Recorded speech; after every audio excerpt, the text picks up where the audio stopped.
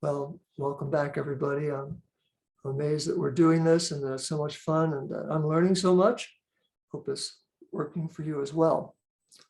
Um, did people read the homework of I Am Joe's Body? Are people reading that? Michelle, Lisa, Anna? Okay, good, good. Um, You're- sorry, I did not distribute all of the resources because I had not heard back from you until just now about um, about their availability. So Yeah. that would be my fault if people have not read the Yeah. latest thing. Yeah, so Hannah and I started a discussion that I was not responding to about, are any of the materials that I'm circulating copyrighted?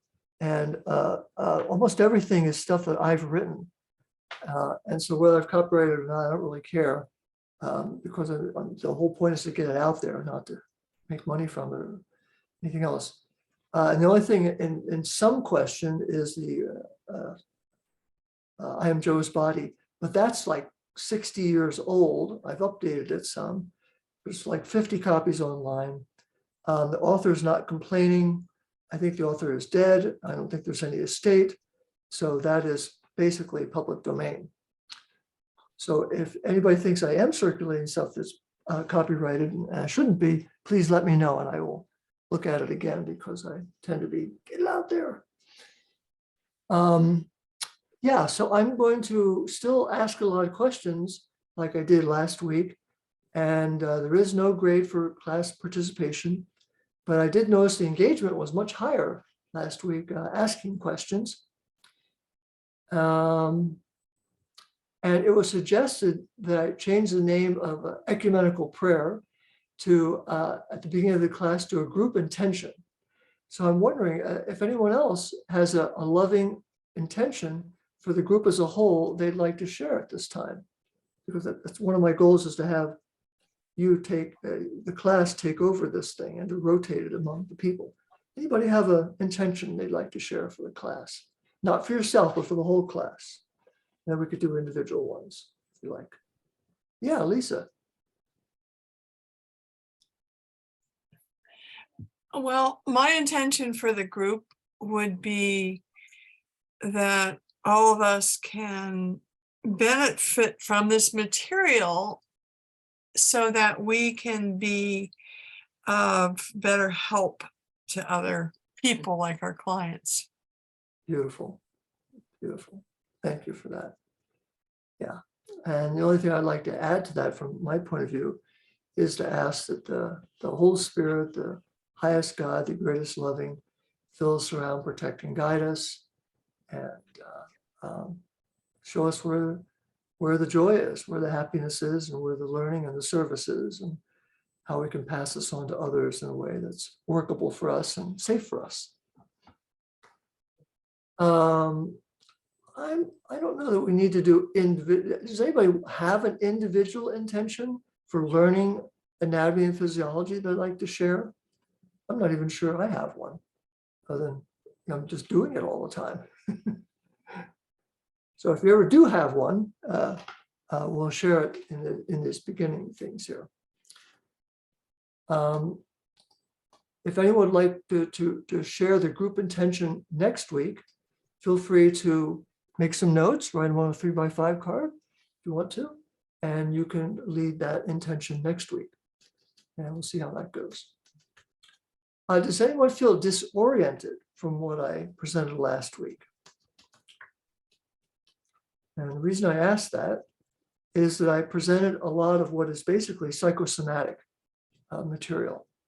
So where does psychosomatic content fit in between anatomy, naming dead body parts, and physiology, which is basically function?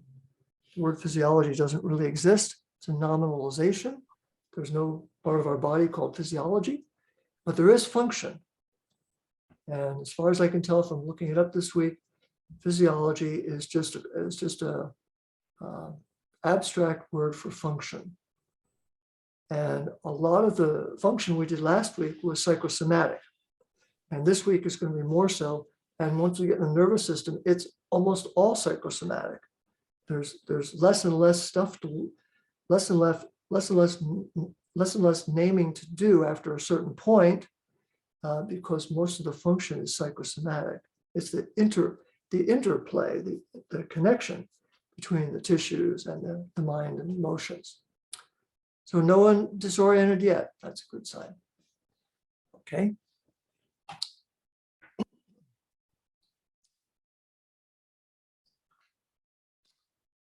Does anyone remember where we left off last week? Where are we supposed to start this week? I think it was liver and spleen. Is that where we were at? Yep. That's right.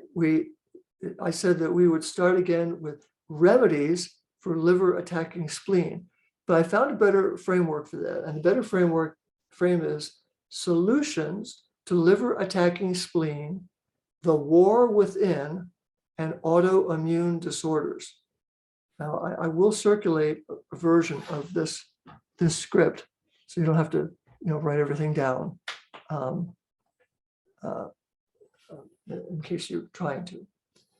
Are there any good books about remedies for liver attacking spleen, war within, and autoimmune? Well, there aren't any good books on liver attacking spleen. There's barely anything at all in TCM literature, online, or books that I can find. There are books on the war within and autoimmune disorders. Yeah. There are several good books and websites on this. Many employ the metaphor at war within and the inner war early and often. And so there's lots of information available from that perspective. Still, the most elegant, non-invasive, non-herbal remedies, non-homeopathic remedies, in my experience, come from combining our body symbology knowledge base with muscle testing. So I want to digress a bit and talk about original psychosomatic medicine. So between 1955 and 1965, there was what I call original psychosomatic medicine. One of the very few evidences of this period is the Reader's Digest section called "Laughter is Our Best Medicine." That was actually started in 1955, and it was based on this idea that was kind of emerging in the medical field about the efficacy of looking at symptoms as psychosomatic, which was coming really out of the Freudian and therapy kind of fields. But by 1965, the pharmaceutical companies were making so much money off of promoting drugs through television commercials that they actively discredited psychosomatic medicine and removed all the funding that they had for that from their research organizations. So just like in the 1920s, they actively got rid of homeopathy and chiropractic and so on. In the middle 1960s, they got rid of psychosomatic medicine.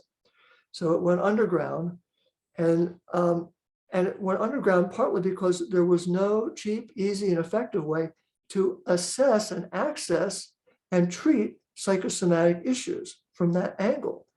The therapy, Freudian therapy was really the only angle.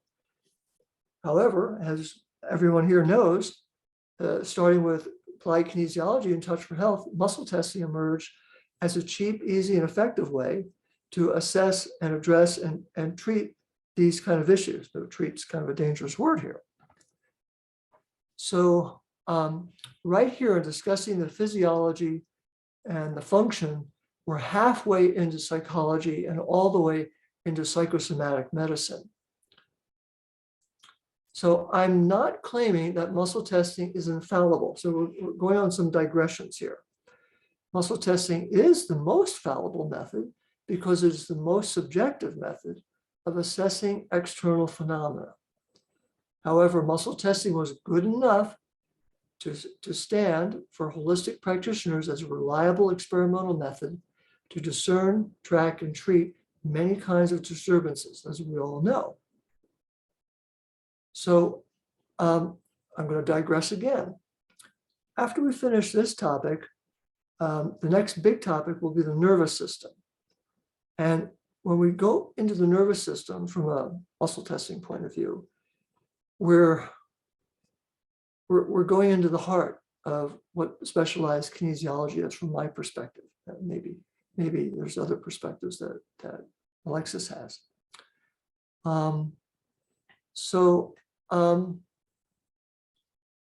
I want to be very careful that I go into neurology to avoid two problems.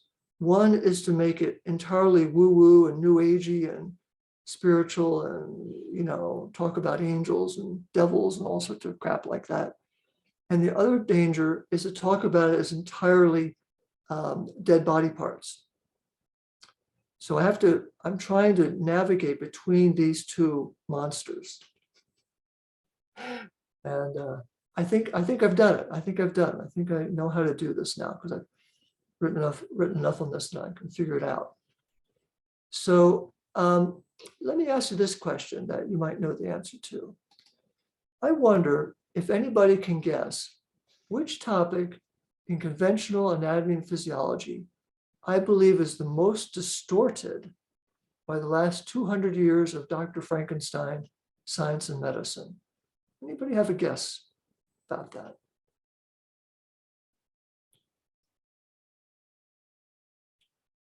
And so if you don't, that's okay. I just already mentioned it. I believe neurology is the most distorted topic in this field. So in an anatomy physiology class for specialized kinesiology practitioners, I'm going to try and steer the whole course to a view of neurology that is fair and considerate of everything we know as practitioners and does not downgrade what we know and what we've experienced in the light of what dead body part people would like to believe. So I hope that will be good news. So we're already in this field somewhat because the autoimmune disorders are basically neurological.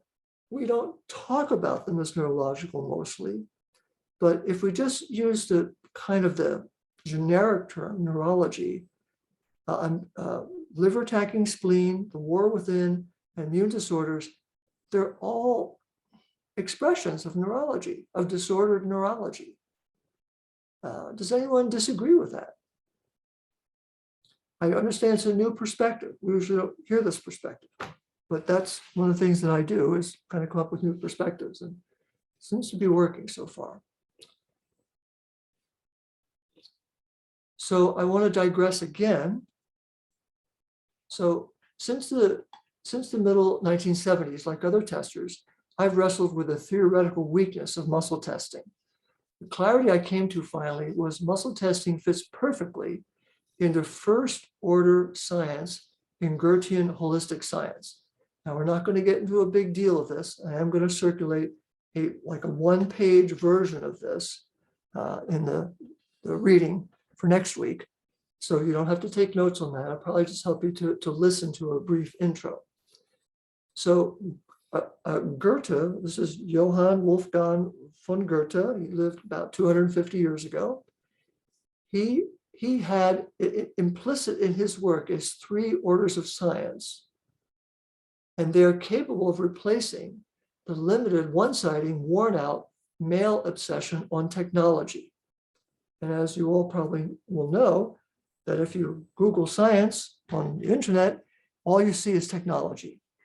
Science is 100%, converged with technology. There's no other, science is all technology and all technology is science, and that's the end of it. But if we start looking at this more closely, and we take the NLP idea that a lot of words that people think are real aren't real, that they're just abstractions, that they're actually nominalizations. And a nominalization is a process made into a noun, made into a thing. So science doesn't exist. There's no, you can't go to the store and buy science, right? It doesn't exist. You can't put it in a wheelbarrow and move it around. But what there is the process of asking questions, doing experiments, asking better questions, doing more experiments. And that process is very valuable. And that's a key process in our, that our left hemisphere is very good at. So we want to be honoring that without taking it too lightly. And we want to be encouraging people, especially women now, to ask more questions, do more experiments, and then ask better questions. So if we didn't have the word science, we could use a more self-connected word. And that a more self-connected word might be objectivity. And so Goethean holistic science is 3 orders of objectivity. The first order of objectivity acknowledges the value, validity, and benefits of subjective perception and experience.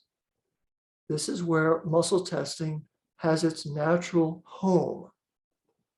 This is where we ask, is X or Y or Z true for me, beneficial for me at this time? So first order science is the primary province for all of neurology and all of psychology. So this is a very big idea, and I don't want to disorient you with it, but I do want to introduce you to it. The second order of objectivity is 2 + 2 = 4. Here is where symbolic languages rule, including English and math and any other kind of languages that you know of. Also, what is true in second order objectivity has to be true for everyone at all times, at all places, regardless of individual opinion, race, religion, or circumstance. 2 + 2 + 4 is true even on Mars, even in another galaxy, etc., etc., etc. However, this narrow definition of facts has distorted neurology badly. And this is why we're still having in our culture a war within science and technology between holism and rational, physical, materialistic science. So the whole topic of at war within, immune disorders and so on is being played out in our culture in the war between the Wikipedia skeptics who want to call everything we do pseudoscience, and the rest of us who are having all these experiences of healing and uplifting and serving people. So it's going on at many levels all at once, kind of amazingly. Second order science is the science of practical survival and the field of hard science, as you can imagine. And then lastly, third order science is all the ethics and morals and values that we use to not become Dr. Frankenstein and not create more things that are corrupting the nature and corrupting children and corrupting relationships and the planet and everything like that. And so the three orders are kind of like a sandwich, that there's first order, which is subjective, there's third order, that's ethics and morals, and in the middle, there's technology. And these two provide healthy guardrails on technology so that we don't create, we create fewer Dr. Frankenstein monsters running around destroying everything. Okay. Any questions on that very brief introduction to some very big ideas? Okay, if you're, remember, if you're disoriented, ask a question. That will help, because this is not woo-woo stuff. This is not woo-woo stuff. So let me ask, can anyone name at least one immune disorder?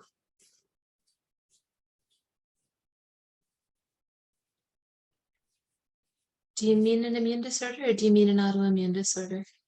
An autoimmune disorder, yes. Fibromyalgia. There you go. There's one. So I have a really good picture of this. You don't know already, you know that I like metaphors.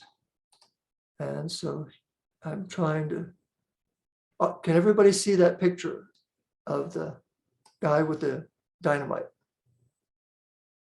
Yes, okay, good.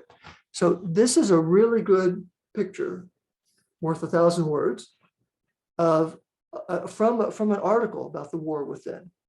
This picture may be copyrighted, so it probably shouldn't circulate, but we're not circulating it yet. So you'll notice that the TNT, the explosive part, is on the right by the liver. That's good, because the liver is the yang organ, right? It's the boom organ, right? The explosive energy, right? The expansive energy. And then over on the left, there's the clock, which is more that more introverted energy. Yeah. So this is a very cool picture. So I think I'm still sharing my screen. And then here, let's see. Yeah, here we go. Oh, I see here. I probably should be making this bigger. Okay. Move this up, make this bigger. Okay.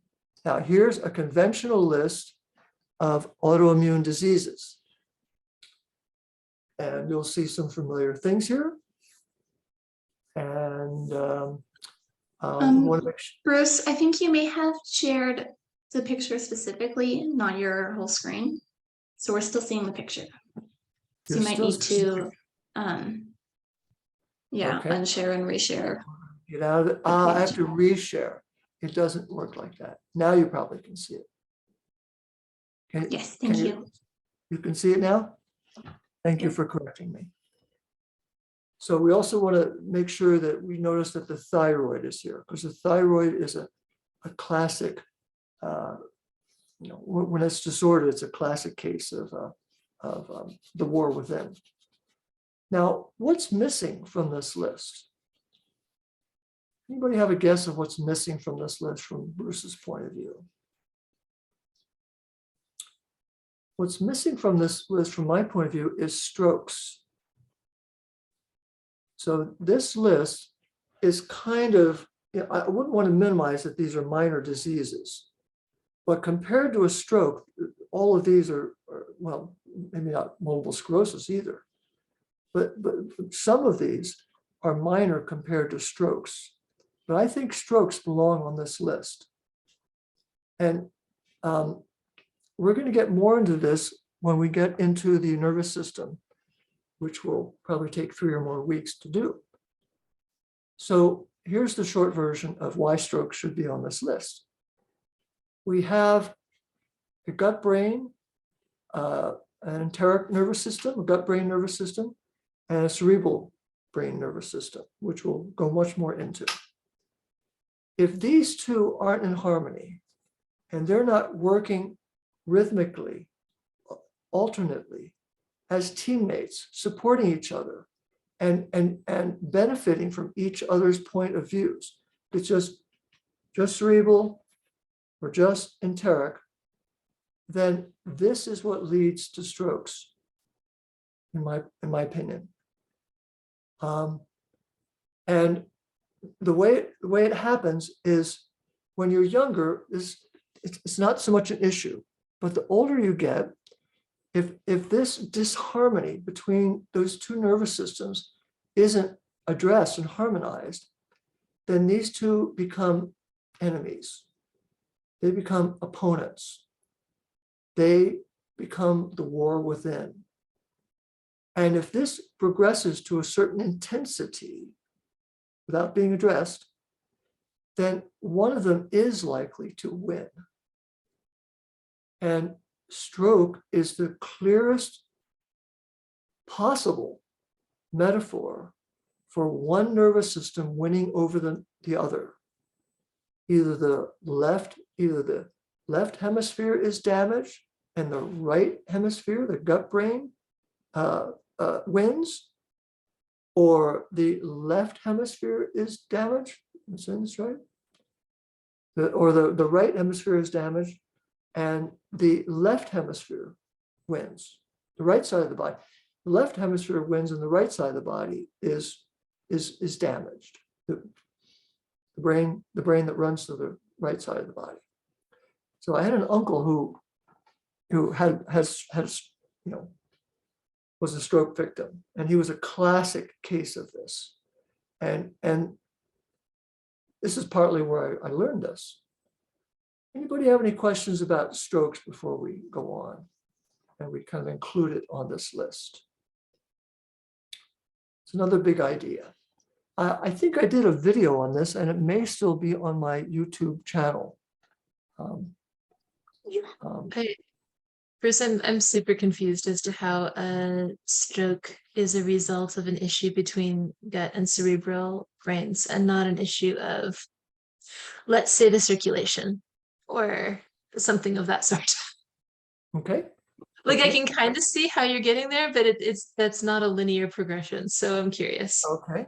Okay. I'm going to slow down. So how many of you have heard of Ian McGilchrist?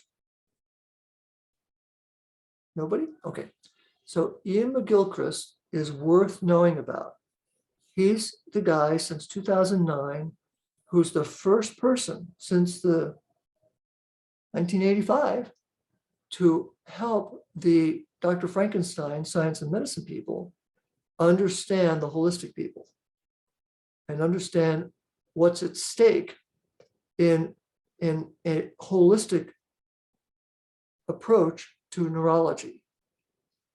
And the way he did this is he wrote a 600, 700 page book on this topic, which is largely concerned with reviewing research done around stroke victims. So here's the short version. If you have a stroke in the right side of your brain, it will show up in the left side of your body. So if you have a stroke in the right side of your brain, you have damage to the right side of the brain. It's not circulation.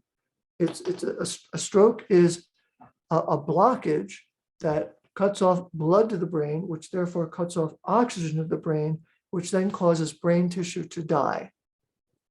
Okay, so in that sense, Alexis is right that circulation is involved, but it's more about the neurology because the circulation goes on after the stroke, but the brain tissue doesn't, and it doesn't go on one side of the body, and that affects the opposite side, at one side of the brain, and that affects the opposite side of the body.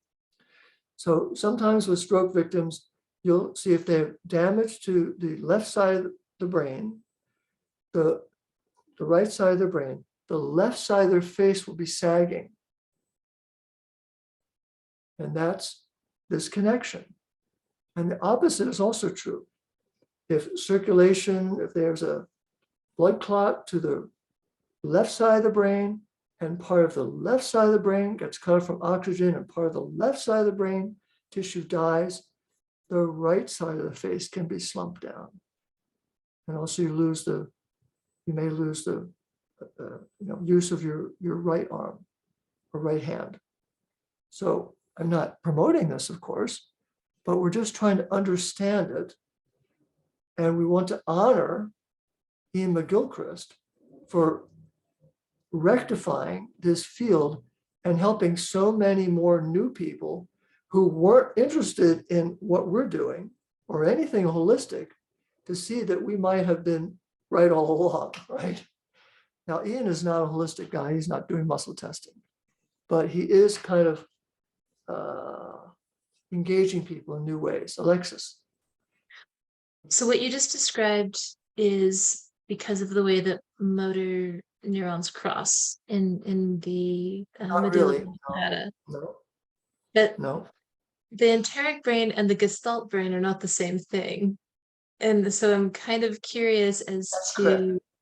okay. Oh, they So- are resonant. They are resonant. They are resonant. They might be resonant, but they're not the same thing with They're very not- different like neural systems. So I'm just curious, because you just described a hemisphere isolation and motor neuron crossing, but that's not anything to do with the I'm not enteric talking. brain. Thank you. Thank you. I'm glad you're asking questions. I haven't mentioned motor neuron crossing, and I'm not going to, because it's not relevant. All that we need at this point is that strokes are caused by blood clots, which cut off circulation, which cut off oxygen, which cause brain tissue to die. Hannah. How is that not relevant if you're talking about damage to one side of the brain affecting the other side of the body? That's what causes that connection, right? Because there probably aren't motor neurons. There probably aren't. There's a big topic, which I'm going to try not to get into too much when we get into neurology, that originally, when they were cutting apart dead bodies in the 1800s, they were trying to explain the phenomenon of will. So we might as well get into this a little bit because it will come up soon anyway. So hold your hand up. Hold your hand up so I can see it, please. And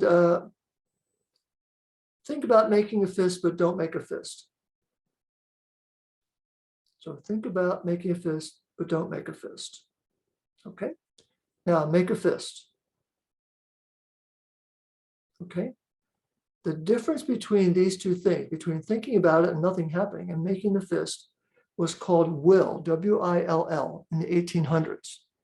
And this was the biggest dinner party conversation of the late 1800s.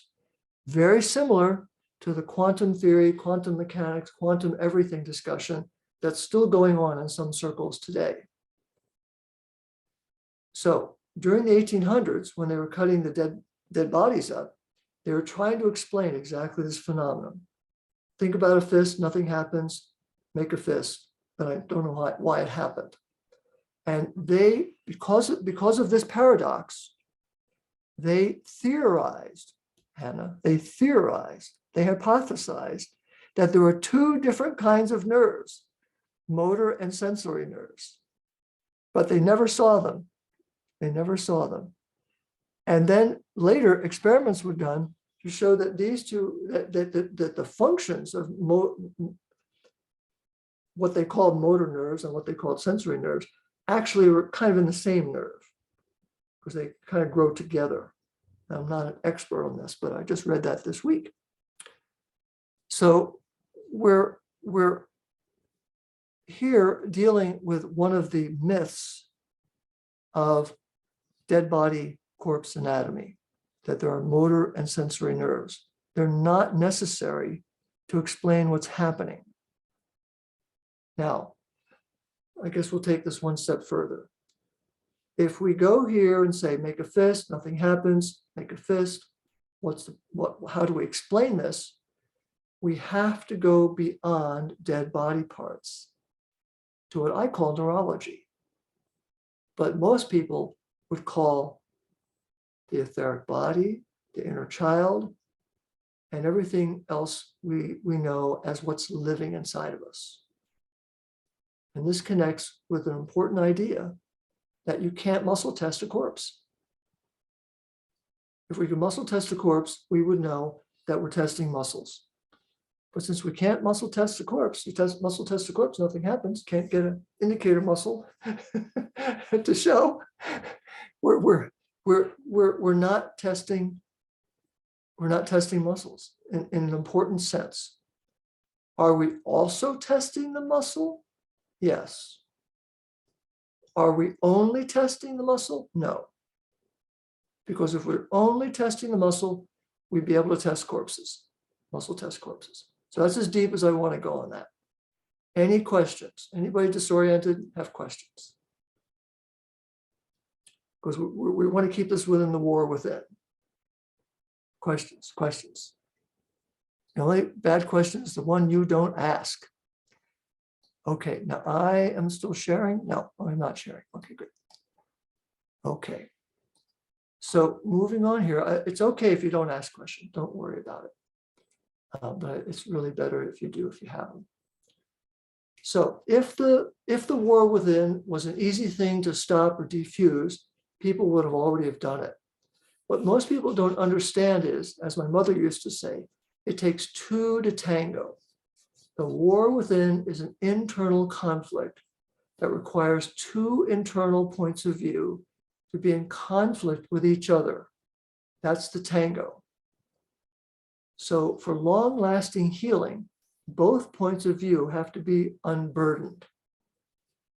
So let me ask if anybody, in case anybody knows, what do you think would be two good names for these two internal parts that are in conflict in the war within? We've already mentioned them.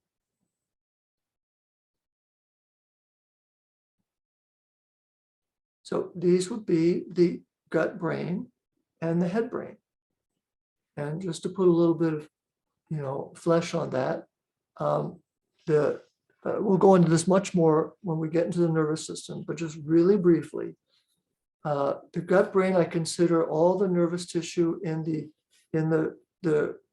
our organs below the diaphragm, mostly below the diaphragm, including the omentum of flap of nerve tissue over the stomach, which is where the butterflies in the stomach comes from. And then the other nervous system is the brain and the lateral spinal nerves, including the vagus nerve. And I have a 1907 document that the Edgar Casey people preserved for decades, where the corpse dissectors weighed the nervous tissue in the gut brain and in the head brain. And they found that by weight, these two amounts of nervous tissue were the same. They were the same by weight. So we are talking about two nervous systems. Now, of course, this leads into a lot of topics that you are familiar with, like the microbiome and the GAPS book and all sorts of stuff. But we don't want to go there just yet. Any more questions? You can see how that fits in with stroke, right? So unless there's questions, so going forward, when internal conflict occurs in the digestive organs, these are internal conflicts of lesser intensity than strokes. And so I guess that all kind of makes sense. Any questions? Otherwise, I'm going to go to solutions. I get worried that it's so quiet. But I understand a lot of this is new because, I don't know anyone else teaching anatomy this way. And if you have questions about that, feel free to ask me in the class or offline. So let's go towards the solutions then. From many different angles, many traditional Chinese medicine, patent medicine mixtures exist to address liver attacking spleen. And you can ask your local TCM practitioners which combination of herbal remedies is best for you. This hasn't been my path, but I do recognize the effectiveness of TCM herbal remedies for a large fraction of clients, but not for everyone. And naturally, if you were trained more in specialized kinesiology, energetic solutions will interest you more. So the big headline on solutions for the war within, I believe, is kindness in the small intestine. The small intestine meridian is highly connected with kindness. And without kindness coming up from the small intestine, the liver lacks nourishment for showing tolerance and kindness to the spleen. And without kindness from the spleen, the liver and the spleen have little choice but to play out their assigned traditional Old Testament roles of victim and perpetrator. Any questions? Now, we could probably go for many, many classes unpacking the books about the war within and showing how these metaphors play out in circulation and maybe motor neurons and other things. But I think once you know the metaphors, you kind of see how those things are going to play out. And so the metaphors are a very efficient way to kind of gain a frame and a perspective on how these things are likely to play out in people. Any questions? So all of you probably have seen a very famous image that embodies the war within thing. And this, of course, is, I'll show you a picture of it.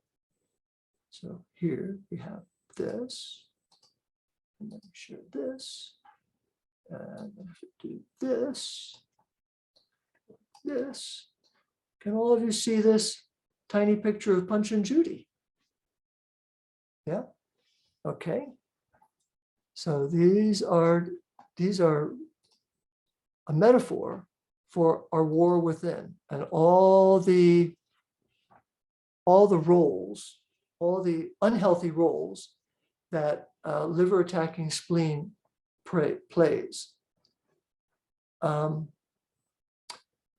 If these two roles aren't interrupted and the yang keeps beating up on the yin, over time, we have this situation, this other situation.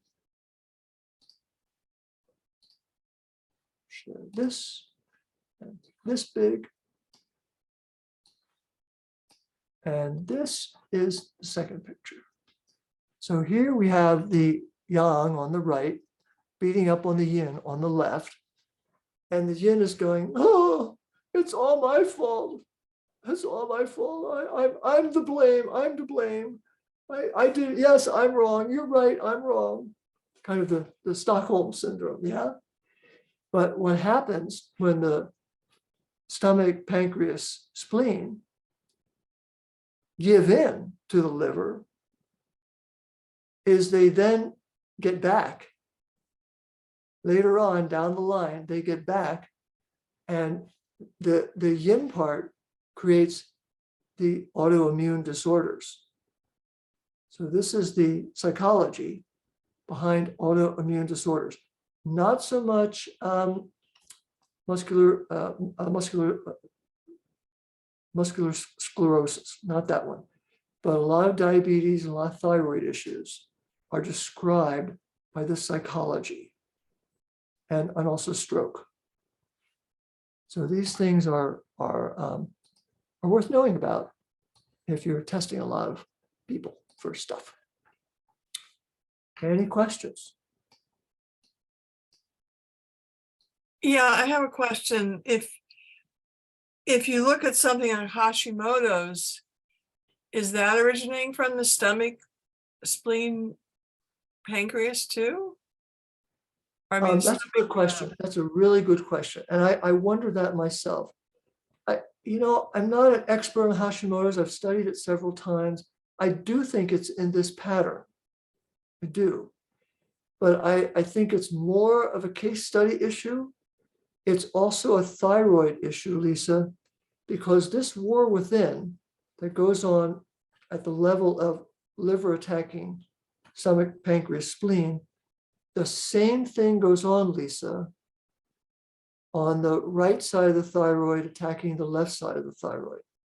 I don't know if attacking is the right word, but when I've looked energetically at the thyroid on clients who are having these issues, the right side is always way stronger than the left side, way stronger, 10 times stronger, way stronger.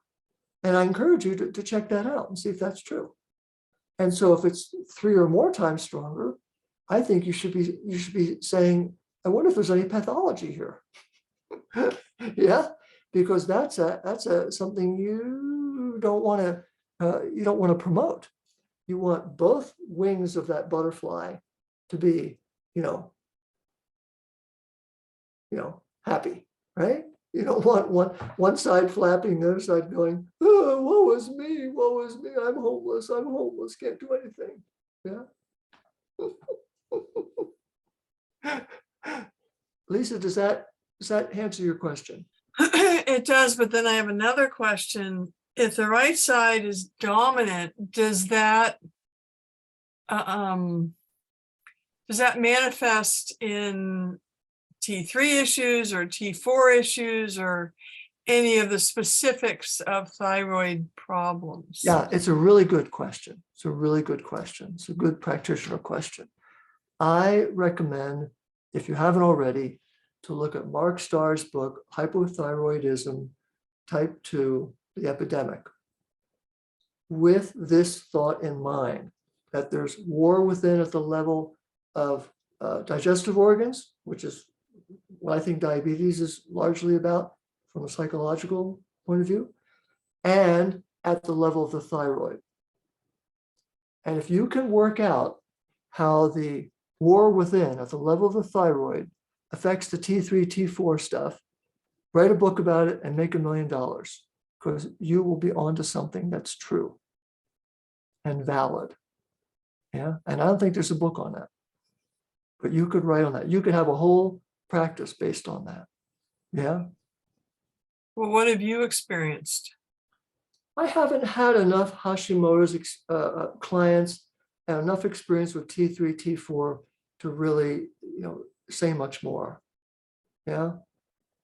And I'm gonna, I wish I knew everything, but I don't. Right?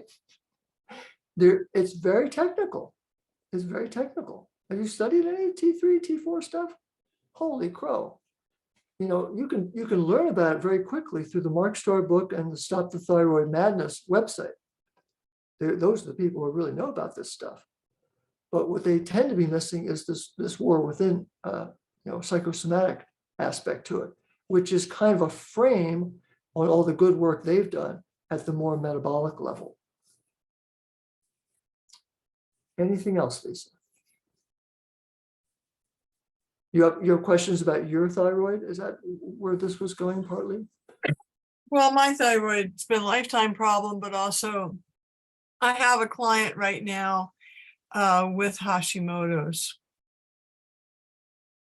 Well, I would, something easy that you can do to not make this too complicated, and then we'll see what Hannah wanted to ask, is to go to Google and put in, quote, war within, unquote, Hashimoto's, and see what comes up.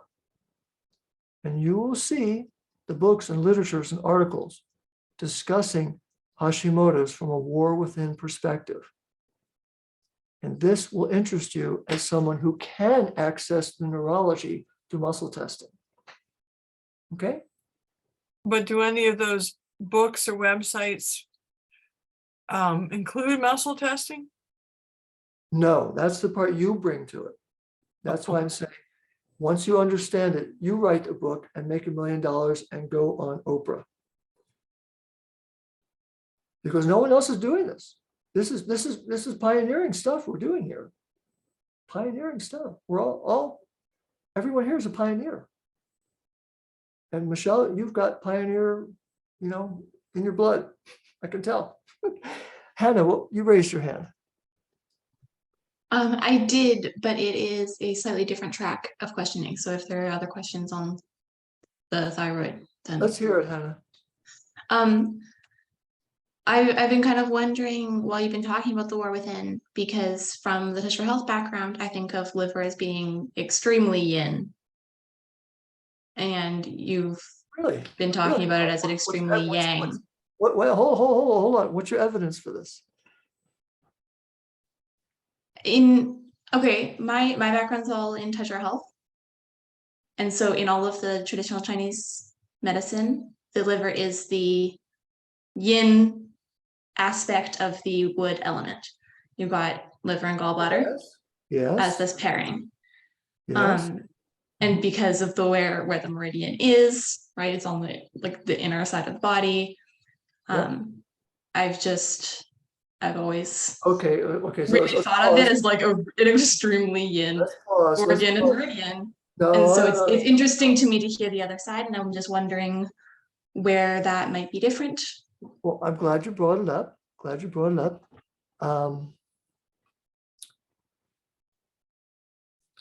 TCM doesn't use muscle testing yet. They only use yin and yang, right? Everything is yin and yang. There's no muscle testing in TCM yet. If TCM started doing muscle testing, that would really help TCM, right? So that's one point.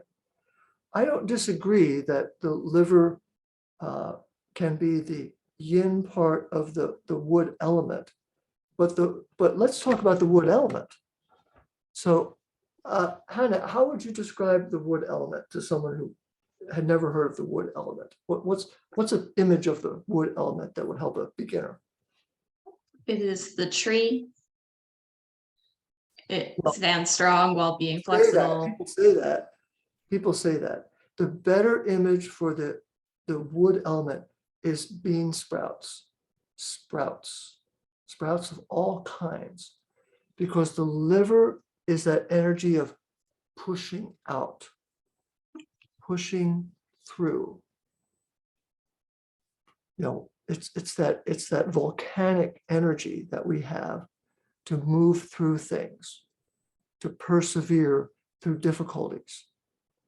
It's not a piece of wood like this pencil. It's not like that. That's No, not of course not. Chinese medicine people had in mind. They had in mind more this sprouting energy. That's what the wood is about. And so if you start looking at it that way, then a lot of other things make a lot more sense. And then it makes sense why they say the liver is the general, because the general is not yin. The general is yang. Patton in World War II is not yin, he's yang, right? Hannah, do you remember in TCM the liver being called the general? Yes. You okay? You're with me on that. And are you with me that the pancreas is more yin than the liver? Would you be with me on that? I'm not really comparing those ones, because I would consider them as both yin from the Touch for Health perspective. Interesting. So I understand that TCM doesn't use muscle testing, but muscle testing uses TCM. So that's the perspective I'm coming from. And we consider in Touch for Health, and I understand there might be others, which is kind of why I was asking. In Touch for Health, we consider our yin organs to be the ones that are solid and are always working. And our yang organs, our yang organs are the ones that are more hollow, they're more transitory, they work when they have to. So that's one of the distinctions that we use, and that's part of why those two were separated the way they are. Alexis, help us out here. Aren't the yin organs the hollow organs, or do I have it wrong? I mean, from a TCM point of view, Hannah's got it right. The yang ones are the hollow. I've got that. They're basically transit, and the yin ones are solid. The yin ones are the ones that you can't live without. Yes. I'm not claiming that what I'm saying is Touch for Health friendly. I'm not claiming that. I'm more interested in what my clinical experience has taught me, what I've learned from other practitioners, and how it kind of goes together in terms of a workable system. And so I don't want to discount what you've learned in Touch for Health at all. But I think there are possibly more elegant, more workable ways of looking at this energetically than, and I think what I'm saying is more a difference in emphasis than any repudiation of what is taught in Touch for Health. But I'm not a Touch for Health expert. I don't claim to be a Touch for Health expert. I haven't taken the advanced course, for instance. So it's okay with me if you take what's useful to you from what I'm saying and discard the rest. That's completely okay with me. We have to do that. We are already doing that. We're always doing that. Does that work for you? Works fine. I was just curious as to where that other Yeah, well, I'm happy to hear. perspective came from. So if it's just looking more at like the Yeah. sprouting upwards movement of it, then we can focus on that. But Yeah. I will do some homework to look and see if I can kind of get my mind around what you and Touch for Health are saying. And maybe I'll have something comment on that next week. Cool. Any other questions? We're So, closing on an hour. Mhm. well, just carrying on from that. Okay, so like for instance, if you read Donna Eden's stuff, she talks about issues between triple heater and spleen, right? And what she calls the triple heater spleen archetype, and that attacks.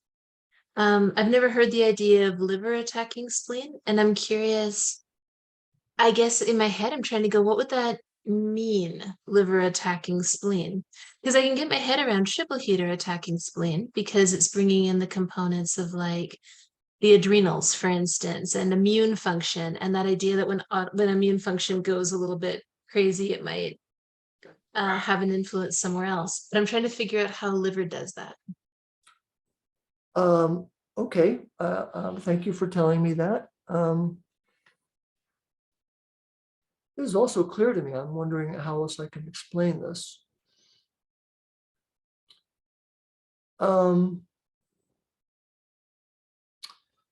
The left brain controls the right side of the body.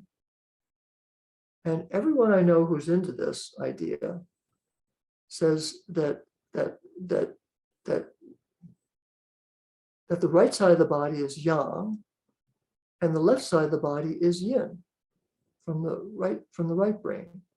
Do you guys agree with that or not agree with that?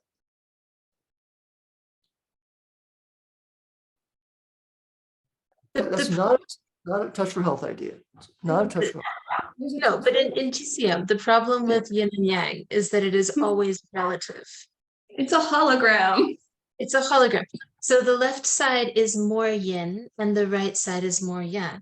But also the front is more yin and the back is more yang. And also the bottom is more yin and the top is more yang.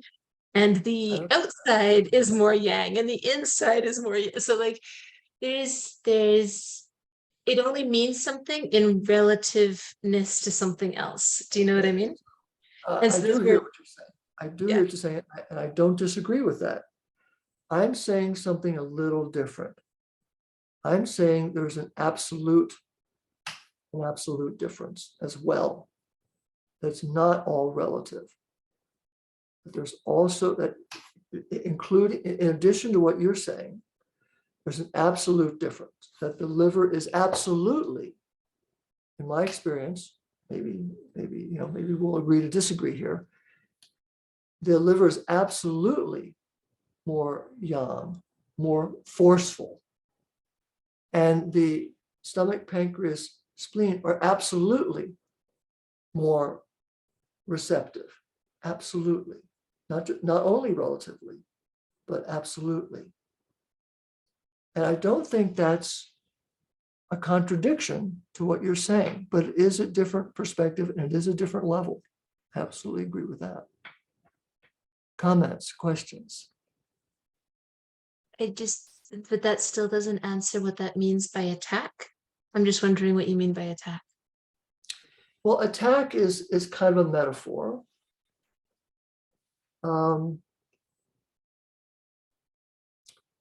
It's easiest to see in strokes.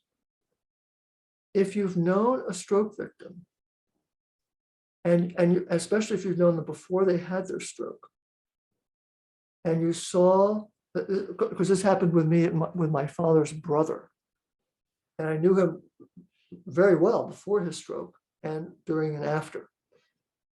And it was very clear that the unresolved conflicts in Uncle Wally progressed in intensity and clarified themselves to the point where one side of his brain won over the other side. did one side of the brain attack the other side? No, not literally, but in terms of the metaphor, yes. Yes. In diabetes, does the liver actually attack the other organs? No, but the energetic disharmony destroys the sweetness of life for the pancreas. And then it can't make insulin, and then it can't process sugar, and then you have diabetes. Make sense? It's not bad. It's good logic. It's good logic. It might be new, but it's at least logical. Now, I don't know a lot of people going around saying this, but it was more common in my generation, because I come from the macrobiotic generation. I wasn't a fan of Michio Kushi, but he was really into that kind of stuff, even more didactically than I'm stating. And he was too didactic for me. Anything else? Otherwise, this is probably a good place to stop. Any other questions? So we'll try and wrap that up next week, and we'll go forward with some more framing for neurology. But it gets stranger. It gets stranger. When I started taking the Rudolf Steiner teacher training, they said, you're going to be disoriented. Just get used to it. And the way to handle it, the way to handle yourself, not to just take it passively, but the way to handle yourself is to try and live with it. Try and just check it out and see if any of the ideas fit your own experience, especially your own clinical experience. And if they do, good. And if they don't, just forget it. Just forget it. It's not workable for you. So I really encourage you to take that point of view. Anything else? Well, then I think we can stop the recording.